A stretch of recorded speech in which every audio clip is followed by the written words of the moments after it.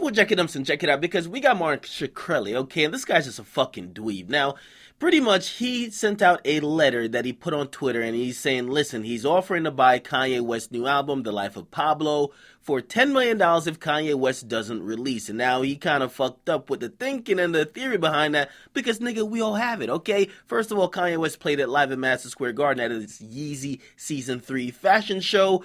And then you think about it, like, this guy is really strategically doing this to kind of increase the press and increase clout for himself. We saw that he bought the Wu-Tang album for $2 million.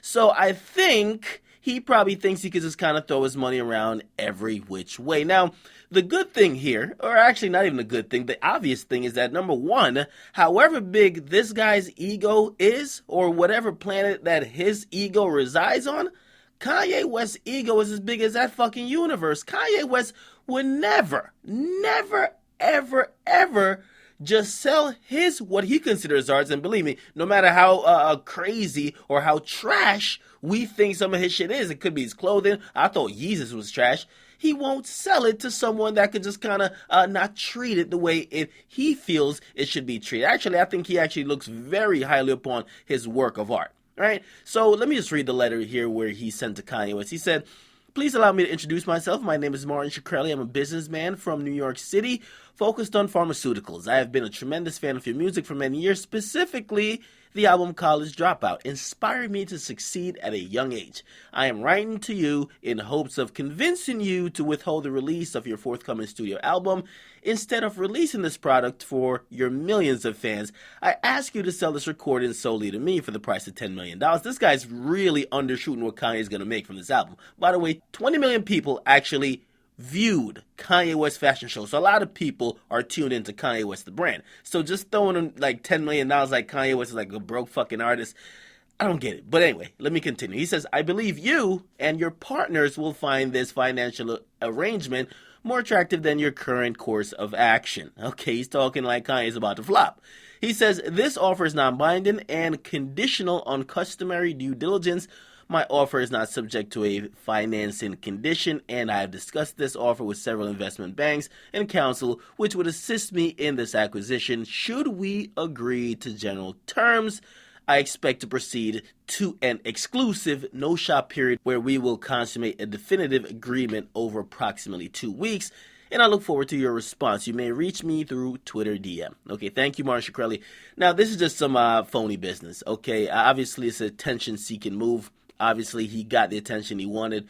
But the more and more he does this, it kind of tells you that this guy, he's trying to be the Shane McMahon of hip-hop, trying to sling around a lot of money, and he thinks a lot of people are easily impressed. Okay, obviously, the Wu-Tang, they bought, or they sold, actually, their album for $2 million, but even they say that they didn't know who he was at the time of the sale. And a lot of people are saying, listen, whoa, we don't know if you got the impression from that we'll just sell out for money. And believe me, there's a lot of fucking broke rappers and soulless niggas that would definitely sell, okay, out for money like that. Because $10 million, listen, somebody told me this. And this is kind of really random, but I just got to bring it to you guys, okay?